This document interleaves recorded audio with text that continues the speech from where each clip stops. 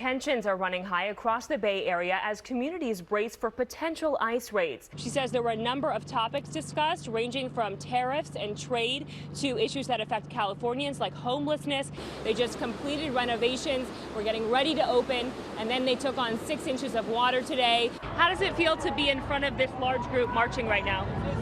I got the chills. I was in the courtroom on Friday and we saw a different picture. We saw an old man who was in a wheelchair looking pretty weak. So what does this say about where things stand right now in the race? We have already witnessed 2 car crashes right here on this corner. They still have to recover that final body from the wreckage out in the ocean. Passengers have to take an elevator up to this sky bridge, walk all the way down and through these doors, then continue on here down these stairs and then through another set of doors. The cars cleared out, but then we saw a crowd rushing in another direction on Florin Road, and presumably this is why, because there's a row of police officers here. I'd say a couple dozen police officers. You can see the crime scene tape is still up behind me. Investigators are still at it tonight, trying to figure out everything that happened inside this mall during that shooting earlier today. We don't know everything about the investigation at this hour, but we are hearing stories about people who jumped in to try and save lives. Fear and chaos at San Bruno's Tanforan Mall as police swarmed the building. They're running for their lives. Everybody's screaming like maniacs. Terrible. Crowds ran out. I just told the people, we need to get out. We need to get out now.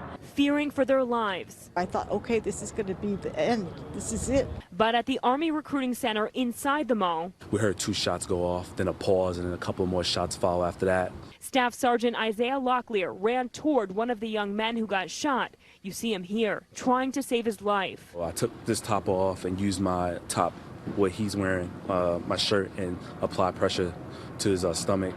And you know, his leg was shaking. He kept saying something's wrong with his leg. Locklear helped that victim to the ambulance as Sergeant Michael Morrow helped the second victim. I would apply pressure and make sure he was okay. Investigators say this was not a random shooting. I don't believe that there was an active shooter where somebody went in there just firing aimlessly. San Bruno's police chief says 2 suspects may have been firing at each other. Tonight he's calling it a senseless act. In any shooting is a tragic, silly, stupid event, right? When you do it in a shopping mall. And San Bruno police say in addition to the 2 people who were shot here today, 2 other people were treated for injuries out here at the mall, likely in the chaos of trying to escape this afternoon. San Bruno police say they will not be providing any more updates tonight, but likely will have an update in the morning. And again, at this hour, no arrests have been made. Reporting live tonight in San Bruno, Ali Wolf, NBC Bay Area News. Jessica and Raj, here at the memorial, we've seen people come here throughout the night crying in disbelief over the number of lives lost and leaving flowers and other items here near the harbor.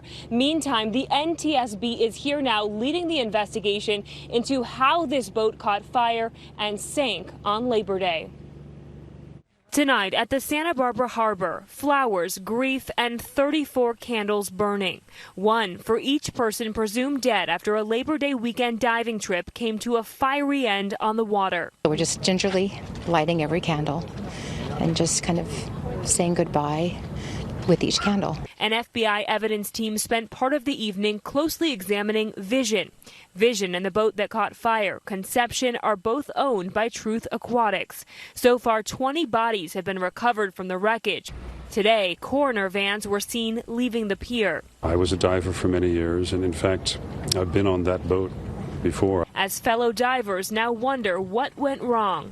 I just know that this could have happened to me or anyone at any time. Individuals. A team of 16 experts from the NTSB arrived in Santa Barbara today to lead the investigation.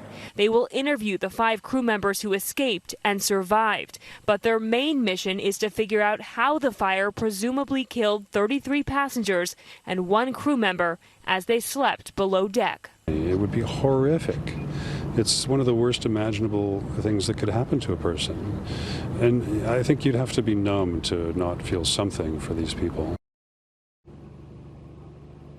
And identifying the victims will likely be a pretty complicated process. Investigators will have to use DNA samples from family members of those victims. Meantime, the NTSB will be here on scene in Santa Barbara for over a week, but they say it could take over a year for the results of the investigation into what caused that fire. Reporting live in Santa Barbara, Allie Wolf, NBC Bay Area News. Allie, thank you. This massive group, they were marching through the streets of San Francisco for more than 3 hours today, directing their attention specifically on corporation, banks, and also politicians demanding action on this climate issue. And at least for today, young people led the way.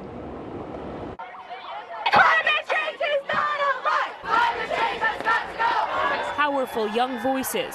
Do not let our planet die. And strength in numbers for San Francisco's climate strike. Sometimes adults don't see the big issue. Students skipped school or walked out of class by the thousands to march from the federal building, urging immediate action on climate change. There is no planet B. There is no other place we can go to. The crowd stopped frequently to rally in front of the offices of House Speaker Nancy Pelosi, Bank of America, Senator Dianne Feinstein, Amazon Go, BlackRock, PG&E, and ICE. How does it feel to be in front of this large group marching right now? I got the chills perpetually. It feels amazing. The energy out here is remarkable. San Francisco students will not be excused for missing class, but many say it's worth it. One absence on my report card is not nearly as important as saving the planet. Along the way, young protesters drew eyes with chalk to show they have their eyes on the leaders and the companies they targeted. Some parents in the group say it was inspiring to be led by youth. I think the youth are waking us up. They are shaming the adults of this country and guilting us into taking action.